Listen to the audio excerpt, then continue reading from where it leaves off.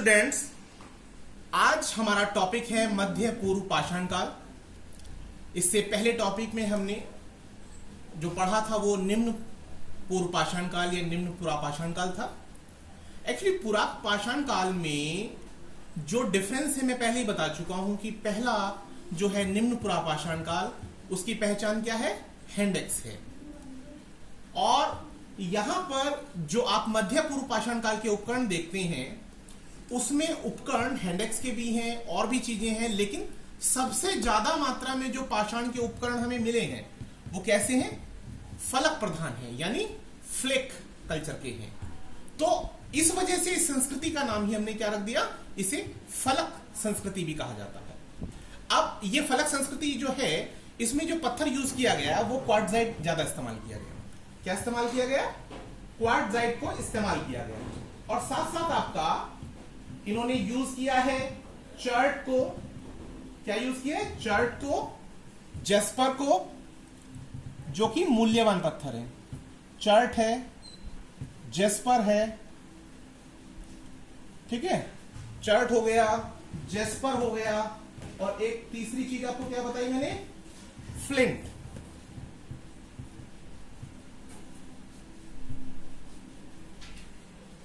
ठीक है, तो इन पत्थरों का इस्तेमाल किया गया इस संस्कृति के अंदर। तो बेसिकली आपको जानकर रखना है कि फलक संस्कृति कौन सी है।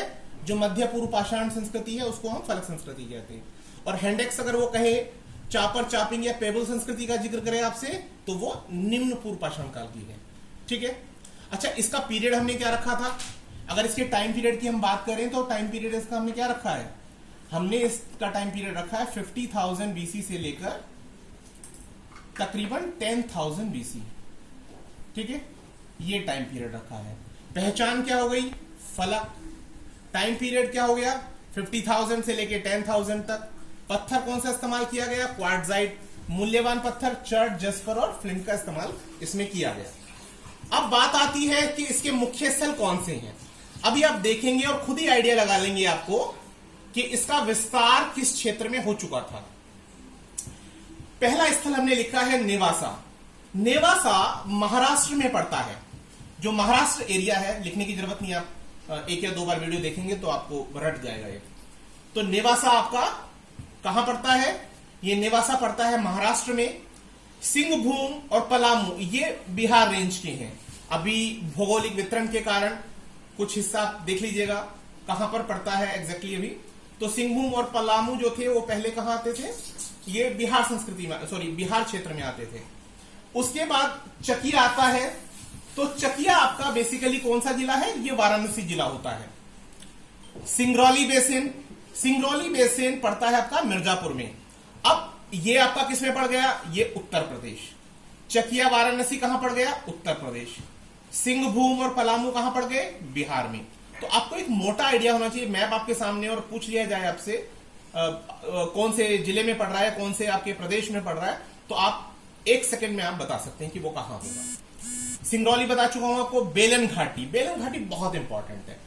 बेलन घाटी से आपको जो पुरातात्विक साक्ष्य मिले हैं वो निम्न पुरापाषाण काल से लेकर और उच्च पुरापाषाण काल तक लगातार मिले हैं। और उसके बाद मध्य पाषाण काल और नवपाषाण काल के भी आपको संस्कृति के वहां पर उल्लेख मिलते हैं।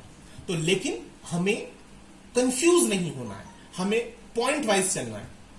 एक के बाद एक पॉइंट को याद रखना है। तो आपको याद रखना है पहली संस्कृति जो हमने पढ़ी निम्न पुरापाषाण काल, वो कौन सी है? हैंडेक्स और चापर चापिंग पेबल संस्कृति। दूसरी कौन सी है आपकी? फलक संस्कृति या फ्लेक कल्चर। उसके बाद हमने बात की भीमबेटका की। भीमबेटका में पुरापाषाण काल के हमें बहुत सारे चित्रकला मिली है। आप वहां पर भीमबेटका की जो, अगर आप कभी गए हो तो केव्स हैं जिसमें पुरापाषाण काल, मध्य पाषाण काल और यहां तक कि आज तक के भी काफी हम लोगों को वहां चित्र देखने को मिलते हैं। और ये बहुत इंपॉर्टेंट है। मैं आपको इसका चित्र दिखाऊंगा। इसके चित्र को देखकर आप अंदाजा लगा सकते हैं कि ये लोग कैसे भीड़ में इकट्ठा होकर आखेट किया करते थे। बहुत सारे मैसेज मिलते हैं हमें। कोई पिक्चर जब हम देखते हैं तो उसे हमें अपने लेवल पे एनालाइज करना चाहिए। ये नहीं कि कोई टीचर आपको बता रहा है एक्चुअली आपसे जो क्वेश्चनिंग की जाती है वो ये देखी जाती है, ये डेटा सारी दुनिया आपको बता रही है, लेकिन आपने उस डेटा को कैसे इवेल्युएट किया, कैसे समझ विकसित की और किस संदर्भ में आपसे उत्तर मांगा जा रहा है। तो प्रश्न के संदर्भ में ही आपको उत्तर देना है, ठीक है। डेटा फीडिंग से कुछ नहीं होने वाला है जब तक कि आप अपना एक नोट्स नहीं बनाते, अपने हैंडमेड नोट्स नहीं बनाते हैं, तब तक कि आपका क्लैरिटी का लेवल उतना नहीं होगा। और मैंने वही पूरी कोशिश की है, जो मेरे नोट्स हैं उसी बेसिस पर मैं आपको कोशिश कर रहा हूं कि कंफ्यूजन क्रिएट ना हो किसी भी हालत में। ओके, भीमबेटका मैंने डिस्कस किया आपसे। अच्छा, बागन, बैरोच और कादमल घाटियां जो होती हैं, कादमाली घाटियां, ये आपकी राजस्थान रेंज में पड़ती हैं, ठीक है। उसके बाद सौराष्ट्र प्रांत जो आप जानते ही हैं कि गुजरात में है। व्यास और बाणगंगा रेंज जो है वो आपका हिमाचल में पड़ता है।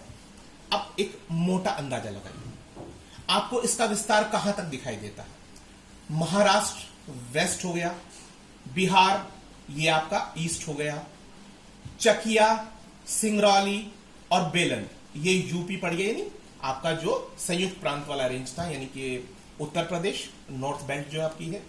अच्छा, भीमबेटका यानी कि आपका मध्य प्रांत।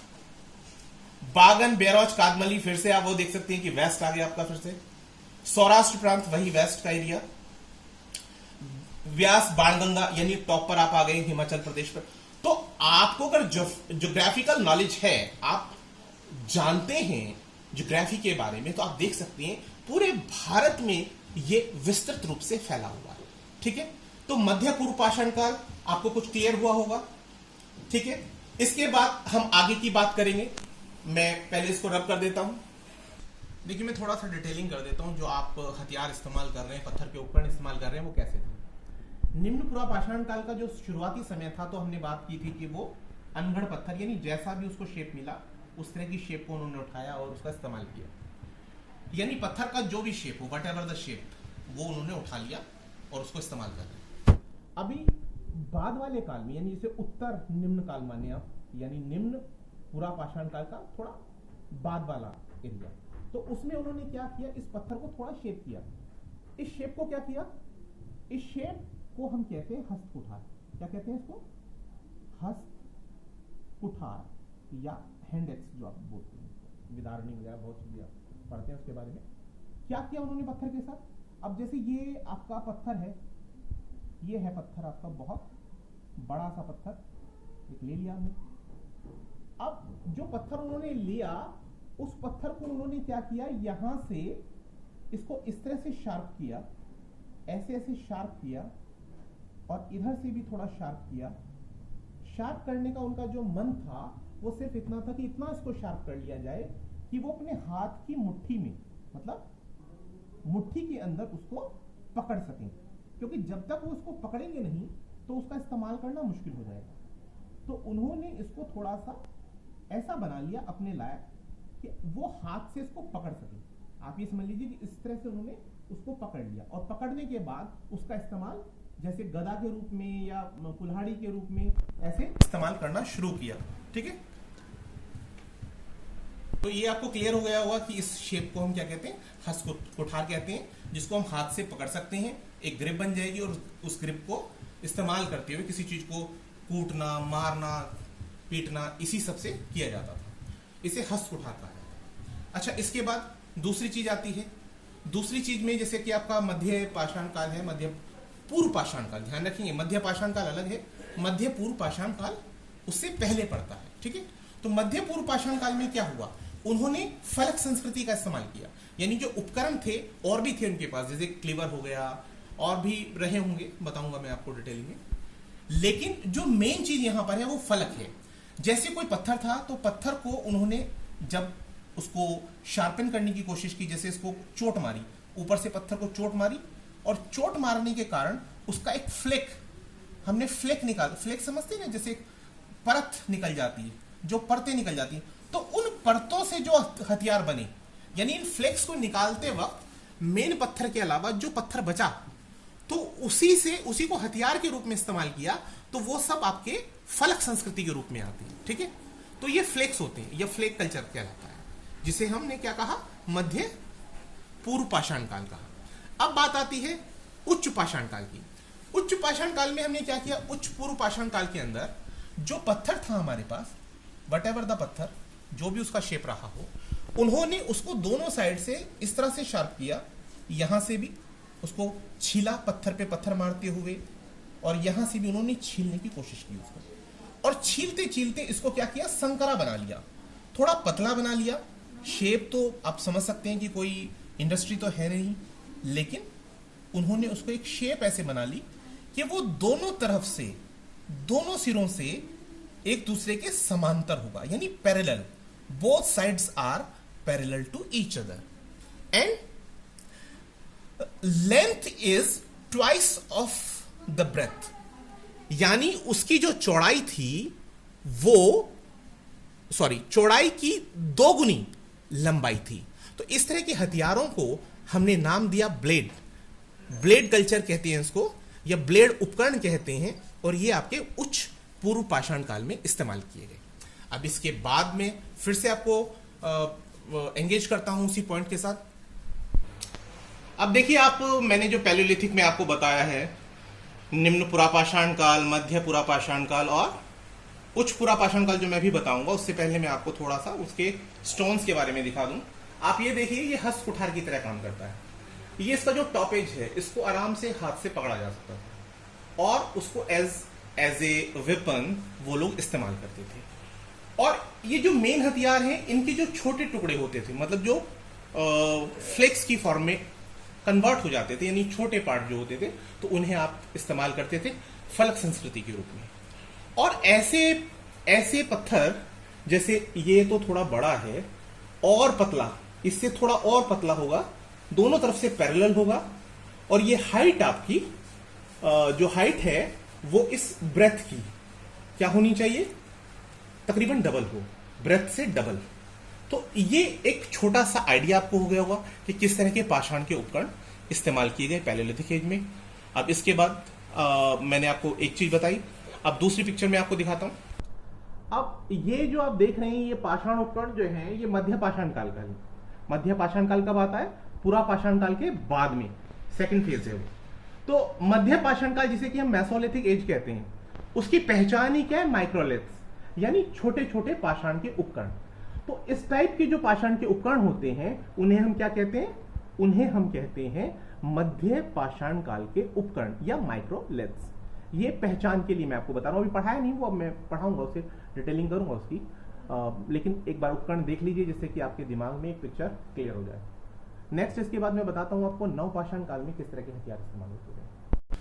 और ये आपके न्यूलिथिक टूल्स हैं। न्यूलिथिक यानी कि नवपाषाण काल। तो नवपाषाण काल के टूल पहले के मुकाबले आप देख रहे हैं काफी मॉडर्नाइज हो गए हैं। स्टोन से उन्होंने, पहले जैसे हमने हस्त कुठार की बात की, तो हस्त कुठार की जगह उन्होंने कुठार जो डेवलप किया है, देखिए पत्थर और उसको अरेंजमेंट किया, यानी उसमें खंती के हिसाब से उसको सेट किया, यानी मुट्ठा जैसे कहते हो, मुट्ठी लगा देना पीछे से, उसका इस्तेमाल किया है। कटिंग इंप्लीमेंट्स के लिए इन्होंने यूज किया है। और आपका ये आप हैमर की फॉर्म में आप इसको यूज कर रहे हैं, एक्स हैमर की रूप में आप इसको यूज कर रहे हैं। ये आपका फ्लिंट का एरो हेड है, फ्लिंट का नाइफ है। तो ये एक पिक्चर है जिसमें कि आपको थोड़ा सा क्लैरिटी होगी कि आप जो हथियार इस्तेमाल कर रहे हैं वो पहले से ज्यादा उन्नत हो गए हैं। अच्छा, एक बात और इंपॉर्टेंट है, नवपाषाण काल में क्योंकि हम लोगों ने खेती करना शुरू कर दिया, तो हमारे हथियारों का जो फॉर्मेशन है, अभी मेरे पास कुछ ही पिक्चर है, मैं आपको बाद में और डिटेलिंग करूंगा उसके बारे में। तो हथियारों का जो हमने मॉडर्नाइजेशन किया है, उसका लक्ष्य भी क्या था कि हमें खेती करनी थी। खेती करने के लिए जो उपकरण चाहिए, यानी कि जैसे हल जैसी कोई चीज, तो पत्थर का कोई ऐसा औजार जो हल की तरह से कार्य करे, और जिससे कि हम लोग क्या करें, हम खेत को जब तक के जोतेंगे नहीं, उसमें बीज नहीं पड़ेगा, तब तक के कोई खेती पॉसिबल नहीं है। तो उन्होंने कुछ ना कुछ उसमें इंप्रूवमेंट्स की हैं। चलिए, और डिटेलिंग में बाद में करूंगा, ये मुझे भी पढ़ाना बाकी है, मैंने सिर्फ आपको टूल्स दिखाने के लिए ये इस्तेमाल किया है अभी। चलिए, इसके बाद आगे बात करते हैं पाषाण काल की। और ये है आपका उच्च पूर्व पाषाण काल, जिसे हमने मोटे तौर पर 40,000 बीसी से लेकर 10,000 बीसी के बीच में रखा है। टाइम पीरियड थोड़ा बहुत दाएं बाएं हुआ है, कहीं कहीं पर 30,000 से 10,000 शो किया हुआ है इसको। तो आप डेट्स पर नहीं जाएंगे, आपको देखना है उसे कालानुक्रम में, यानी कि क्रोनोलॉजिकल ऑर्डर में हो क्या रहा है। सबसे पहले निम्न पूर्व पाषाण काल रहा है, उसके बाद मध्य और उसके बाद उच्च, और उन्हें आप पहचान आप रखेंगे ध्यान, हैंडेक्स, उसके बाद फलक, और फलक के बाद थर्ड जो आपका आता है वो ब्लेड। जो ब्लेड के पाषाण उपकरण है वो यहां पर बहुतायत में पाए गए। तो इस संस्कृति के जो मुख्य स्थल हमारे पास हैं वो बेलन, बेलन वही है मिर्जापुर की जो नदी घाटी है, और सोन घाटी ये आपके उत्तर प्रदेश में है, सिंहभूम बिहार में है। तो मुख्य रूप से उच्च पूर्व पाषाण काल में यही बातें हैं होने को। तो आप देखेंगे, आप एग्जाम्पल देखेंगे, पूरे भारत में आपको जो पाषाण उपकरण है उनकी संख्या बढ़ती चली जाएगी। जब मैं आपको एक मैप शो करूंगा तो उस मैप में तीनों के तीनों संस्कृति जो आपकी है, नव पाषाण काल, मध्य पाषाण काल और पुरा पाषाण काल, ये सभी दिखाऊंगा। और जो भी चीजें मैंने अभी तक आपको बताई हैं वो सब चीजें और शायद उससे भी कुछ ज्यादा चीजें आपको देखने को मिलेगी, और आपको लगेगा कि आपको इस वीडियो को देखने से क्या लाभ हुआ है। बिना रटे आप उन सब महत्वपूर्ण बिंदुओं को जान रहे हैं जिन्हें जानने में समय लगता है, और जिसके लिए आपको एक तर्क सम्मत समझ की जरूरत होती है। मैं जानता हूं आप में से कुछ लोग काफी अच्छे होंगे, काफी कुछ जानते होंगे, पर मेरा एक छोटा सा प्रयास है। और चलिए इसके बाद हम आगे बढ़ते हैं। इसके बाद हम शुरू करेंगे मध्य पाषाण काल। देखिए, अब हम बात करते हैं मेसोलिथिक एज की, यानी कि मध्य पाषाण काल। तो मध्य पाषाण काल कब आता है? जब पुरा पाषाण काल खत्म होता है। अब पुरा पाषाण काल का भी कौन सा हिस्सा? उच्च पुरा पाषाण काल। तो मोटा मोटा आप ये मान लीजिए कि तकरीबन 9000 बीसी के आसपास। कब की बात है? 9000, कहीं पर 10,000 हो सकता है, लेकिन मोटा मोटा आप पकड़ कर रखें 9000। मोटी बात यह है कि 9000 बीसी के आसपास क्या हुआ? जो हिमयुग था, यानी प्लाइस्टोसिन एज जो चल रही थी, मैंने पहले भी बताया आपको कि पहला एज कौन सा चल रहा था? प्लाइस्टोसिन एज। प्लाइस्टोसिन एज के बाद होलोसिन पीरियड शुरू हुआ, वही 10,000 बीसी के बाद ऑनवर्ड। अच्छा, तो अब प्लाइस्टोसिन एज कैसा था? हिमयुग था। तो हिमयुग में समस्या क्या आ रही थी कि जो ऊंचाई वाले इलाके थे, मतलब जो हिल्स वाला एरिया था, हिल्स वाले एरिया में बर्फ पड़ी रहती थी। ये बर्फीला इलाका था। अब बर्फीले इलाके में आदमी क्या उगाए? कुछ नहीं उगा सकता, कुछ कर नहीं सकता। लेकिन 9000 बीसी आते आते जबकि उच्च पुरा पाषाण काल का अंत हुआ, तो उसके बाद क्लाइमेट बदला। कौन बदला? क्लाइमेट। तो क्लाइमेट भाई साहब के बदलने से क्या हुआ? क्लाइमेट भाई साहब के बदलने से चीजें कुछ परिवर्तित हुई। हाँ, एक बात और बता दूं आपको, यहां तो हो रही थी बर्फबारी, और यहां जो निचले स्थल थे, निचले स्थल में वर्ष भर वर्षा होती रहती थी। ये हालत है प्लाइस्टोसिन एज की, ठीक है। लेकिन जब प्लाइस्टोसिन एज चला गया, यानी 9000 के आसपास, तो क्लाइमेट बदला। तो कैसे बदला क्लाइमेट? क्लाइमेट इस तरह से बदला कि अब वो पहले के मुकाबले क्या हो गया? कुछ गर्म हो गया, ठीक है, कुछ गर्म हो गया और कुछ शुष्क हुआ। अब जब क्लाइमेट बदलता है तो चीजें बदलती हैं, जीवन बदलता है। तो उस जीवन में क्या हुआ? उस जीवन में दो चीजें बदली जिन्हें आप पढ़ते रहते हैं, फ्लोरा एंड फोना। बायो वाले स्टूडेंट्स को तो बताने की जरूरत ही नहीं, उन्हें पता लग गया होगा कि यानी नए फूल, नए क्रिएचर्स डेवलप होने शुरू हुए। और क्योंकि मौसम सुधर रहा था तो मनुष्य वो इलाका छोड़ के थोड़ा आगे बढ़ सकता था, यानी जो मैदानी इलाका था उसमें उसकी मूवमेंट थोड़ी हद तक बढ़ सकती थी। लेकिन हमें याद रखना है कि हम स्टोन एज में हैं, तो हम स्टोन को नहीं छोड़ सकते। जहां स्टोन है उससे थोड़ा बहुत दूर जाएंगे, लेकिन बहुत ज्यादा दूर नहीं जा सकते। स्टोन के कहीं ना कहीं आसपास ही रहेंगे, ठीक है। तो एक बात ये हो गई। इसके बाद जब खुले मैदानों में उसने चलना शुरू किया, तो अभी वो क्या कर रहा था? पहली चीज, वो शिकार कर रहा है, आखेट कर रहा है, शिकार कर रहा है, ठीक है। अब उसने मछली पकड़ना भी सीख लिया था। क्या कर रहा था वो? मछली भी पकड़ना सीख रहा था। मछली पकड़ने के साथ साथ अब उसको ये भी समझ आ गया था कि यार अभी तो मुझे शिकार मिला है, अगले समय या कल मैं क्या खाऊंगा। तो उसने क्या शुरू कर दिया था? एक चीज, खाद्य संग्रह शुरू कर दिया था। किया उसने खाद्य संग्रह, ठीक है, खाद्य संग्रह शुरू कर दिया। ठीक है, ये 3 चीजें तो आप जानते थे इनके बारे में। अब एक चीज यहां पर बदली।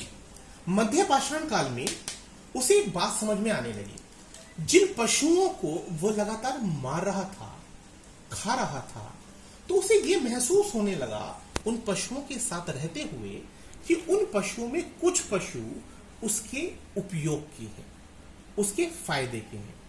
अब जैसे हमें ही पता लग जाता है, इस चीज को आप दैनिक जीवन में देख सकते हैं। ऐसे पशु जो दूध दे रहे हैं, दुधारू हैं, है ना, जो दुधारू पशु होते हैं, उन्हें हम नहीं मारते, उन्हें क्या रखते हैं, जीवित रखते हैं।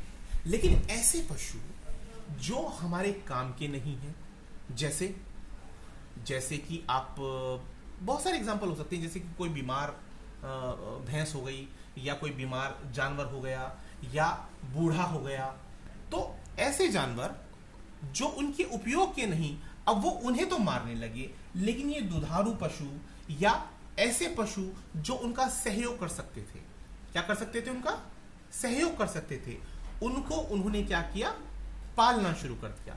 तो एक नई चीज यहां पर डेवलप हुई मध्य पाषाण काल में, जिसे क्या कहेंगे, पशुपालन। क्या कहेंगे उसको, पशुपालन। तो अब क्या हुआ, मनुष्य आखेटक, खाद्य संग्राहक से थोड़ा आगे बढ़कर क्या हो गया है, अब वो पशुपालक भी हो गया है, वो पशुपालक भी हो गया। ये एक्चुअली एक बड़ा वीडियो बनने वाला है मध्य पाषाण काल पर, और क्योंकि समय आज थोड़ा कम है, मैंने प्लान तो बहुत कुछ किया था, यूपीएससी के काफी अच्छे क्वेश्चंस आपके लिए सेलेक्ट किए थे, लेकिन वही कुछ मजबूरियां हैं कि मैं इस टॉपिक को मैं कल डिटेल करूंगा, कल या परसों जब भी मुझे टाइम मिलेगा, एज पर टाइम मैं तब आपसे वो डिस्कस करूंगा जो बहुत महत्वपूर्ण प्रश्न है, और उन्हें पढ़कर मुझे ये भी क्लैरिटी होगी कि आपने जो मेरे पुराने वीडियोस देखे हैं उससे आपने क्या सीखा। और मैं आपको गारंटी देता हूं, अगर आप मेरे बनाए गए इन वीडियोस को प्रॉपर देखते रहे तो आपके जीवन में कंफ्यूजन नाम का वर्ड खत्म हो जाएगा, क्योंकि ये नॉट्स जो है इसमें कंफ्यूजन ही पैदा नहीं हुआ, ये कभी नहीं होने वाला है। ठीक है, अगर एग्जाम को क्रैक करना है तो प्लीज इन्हें वर्ड बाय वर्ड फॉलो करें। जिन कहानियों को मैं जोड़ रहा हूं उन्हें पकड़ कर रखिए। आप चाहे स्पेक्ट्रम पढ़ ले आधुनिक भारत का, चाहे आप कोई बड़ी से बड़ी गाइड पढ़ ले, वो जो डेटा फीडिंग है थोड़ी देर बाद क्या करती है, आपको उल्टी आने लगेगी। आप डेटा को इससे ज्यादा फीड नहीं कर सकते, एक लिमिट होती है। तो जिस माध्यम से, जिस तरह से मैं आप चीजों को समझाना चाह रहा हूं, तो प्लीज उन्हें आप अपने मस्तिष्क में लाएंगे। 1 या 2 बार आपने वीडियो देखा तो मैं गारंटी देता हूं कि ये आपको पक्के हो जाएंगे।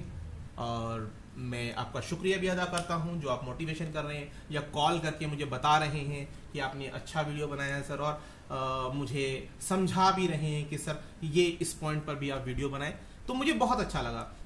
ठीक है, और आज के लिए इतना ही। हैव ए गुड नाइट, शब्बा खैर। और उम्मीद करता हूं कि आप इसे पसंद करेंगे, और ये चीजें जो मैं आपसे बार बार बोल रहा हूं, प्लीज अगर हो सके तो लाइक करें, शेयर करें और सब्सक्राइब करें। ठीक है, thank you, have a good night, have a good night.